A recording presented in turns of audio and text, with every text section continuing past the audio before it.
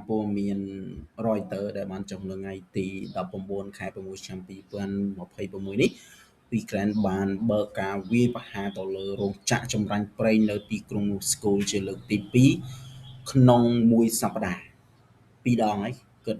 អ៊ុយក្រែនគិតវាយ2ដងក្នុងមួយសប្តាហ៍ជាការវាយដ៏ធ្ងន់ធ្ងរអាចមើលវីដេអូនេះបានមានផ្សែងដែលជាច្រើន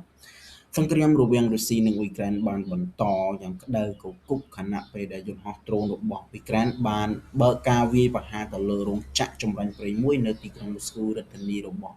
រុស្ស៊ីនេះគឺជាលើកទី2ហើយក្នុងរយៈពេលត្រឹមតែមួយសប្តាហ៍ដែលទីតាំងថាមពលដ៏សំខាន់នេះ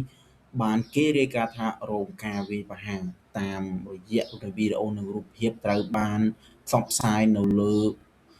បណ្ដាញសង្គមអាចមើលឃើញពីអណ្ដាតភ្លើងនិងផ្សែងដ៏ក្រាស់ឃ្មឹកផុយឡើងលើផ្ទៃមេឃនៃទីក្រុងមូស្គូបន្ទាប់ពីការវាយប្រហារនេះអាជ្ញាធររុស្ស៊ីបានប្រកាសនិងបញ្ជូនក្រុមពន្លត់អគ្គិភ័យទៅកាន់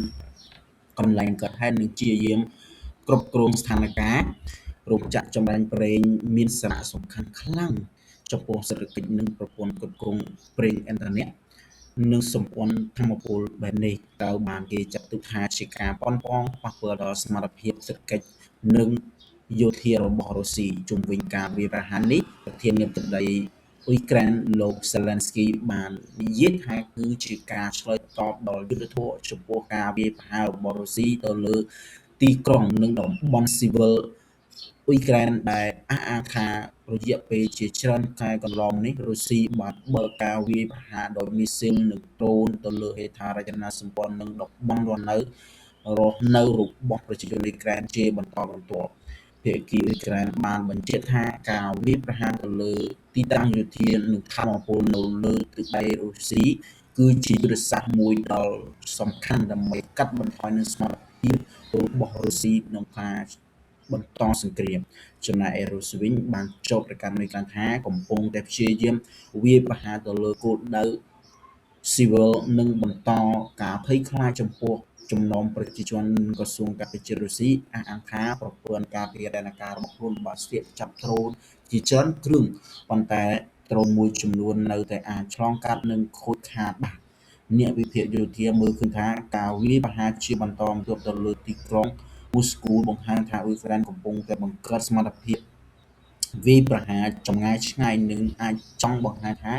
ទោះបីជារុស្ស៊ីមានប្រព័ន្ធការពារអាកាសដ៏រឹងមាំក៏នៅតែមិនអាចការពារគ្រប់គ្រងគោលដៅទាំងស្រុងបានដែរស្របពេលដែលការវាយប្រហារភាគីទាំងពីរកាន់តែខ្លាំងឡើងក្តីព្រួយបារម្ភរបស់សហគមន៍អន្តរជាតិកំពុងតែកើនឡើងផងដែរមនុស្សជាច្រើនបារម្ភថាការវាយប្រហារចូលទៅជ្រៅនៅក្នុងទឹកដីរុស្ស៊ី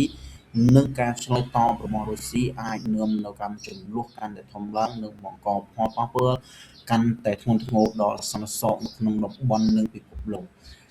សរុបមកការវាយប្រហារដោយដ្រូនរបស់អ៊ុយក្រែន